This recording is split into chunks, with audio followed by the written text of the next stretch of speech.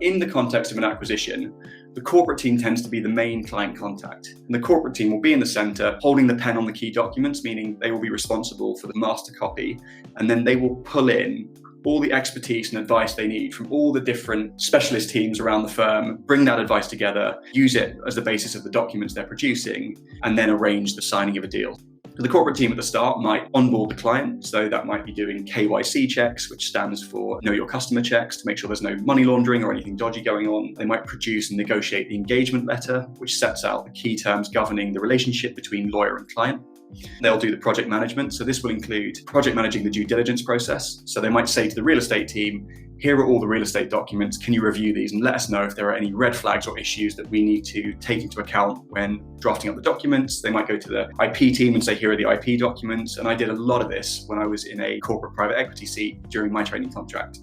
They might also coordinate local counsel. So local counsel refers to law firms based in foreign jurisdictions who get involved to advise on specific aspects of maybe documents governed by the law of their jurisdiction or something like that. And also coordinate not just internal teams like real estate and IP, but also teams from other offices around the world, and then maybe other advisors as well. Now, in terms of due diligence, as well as project managing, there are certain documents that the corporate team are likely to review for the purposes of providing a due diligence report. So the corporate team might look into the ownership structure of the seller and the target company, because they want to make sure if their client is the buyer and their client is buying the target, they need to make sure that the seller actually has the right to sell that target. Does the seller actually own the target? What is the buyer actually going to be buying? And they might also start reviewing some of the corporate contracts and commercial contracts, depending on whether the firm has a dedicated commercial team or how it's structured. The corporate team will also usually be in charge of the key transaction documents, although as mentioned, they'll bring in advice from elsewhere when needed.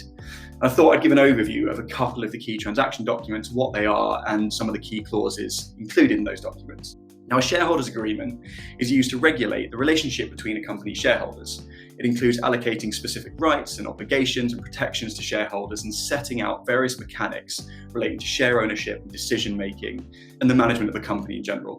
Now, shareholders agreement should ideally be put in place when companies with multiple shareholders are first formed, as this is when shares are first issued, and certainly prior to a company securing any kind of third-party investment. Now, in the context of a large transaction, the shareholders might include a private equity firm looking to buy another company and also certain managers of that company who are also investing, and a shareholders agreement will regulate how that relationship will work. So it's important to know what they are. Another really key transaction document is the SPA, which generally stands for Sale and Purchase Agreement. Now, sale and purchase agreements, or they might sometimes be called asset agreements if it's an asset purchase, are legal contracts that describe the outcome of key commercial and pricing negotiations, and when signed, obligate a buyer to buy and a seller to sell. Now, an SPA can be used to purchase either the assets of the company as part of an asset sale, and asset sales are sometimes called business sales, just as an aside, or they might be used to purchase the shares of a company. In the latter case, where you're purchasing the shares of a company, you might hear the same document being referred to as a share purchase agreement, which confusingly has the same acronym. Now, as you're doing all the due diligence and different issues arise, there are various contractual protections you can include in the SPA to deal with those issues. And in quite a few of my interviews, conversations like this came up. So a partner might have said to me, well, I've heard that there is a potential issue relating to an employee that's threatening to sue the business, or we've noticed that something else has gone wrong. How can you protect the company in that situation? So the key protections worth knowing at this stage are warranties, indemnities, undertakings, and conditions precedent. Warranties are statements of existing fact that are contained in a contract. They amount to assurances or promises relating to the present condition of the company or its state of affairs. And breaching a warranty might give rise to a legal claim for damages. So if the seller promises that something about his business is true in the contract and it's a warranty, and it turns out that that's not true, that should mean the buyer can sue the seller for breach of contract and recover its losses relating to that inaccurate promise. So, for example, a seller might warrant to a buyer that it's not involved in any litigation or something like that.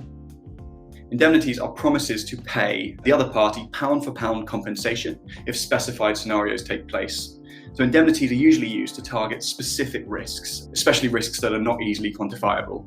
For example, if the target company is in the middle of a lawsuit at the time it's acquired, the seller can agree to reimburse the buyer pound for pound in relation to any cost that later arise out of that lawsuit. For instance, if the court says, actually, this target company was in the wrong, it needs to pay 50 million out. And that's where an indemnity can be really helpful. Now, indemnities might be subject to financial caps, so like limits on the amount that the seller will have to pay out if the buyer claims in relation to that indemnity.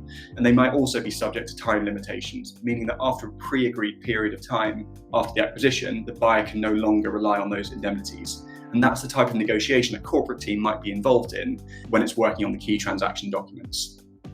Undertakings are statements given orally or in writing, promising to take or to refrain from taking certain action in the future. The statements must be given in the course of business by someone held out as representing the firm to a party that reasonably places reliance on them. So, for example, a seller might undertake to a buyer that it will settle any pending litigation before completion of an acquisition and to reduce the purchase price by any amount it pays out as part of that settlement agreement. Now, in reality, I don't think a seller would do that because settling litigation isn't fully within its control. But ultimately, it doesn't matter whether the party giving the undertaking uses the word undertaking. The court would look at everything and all the facts holistically and see whether or not it comes across as an undertaking.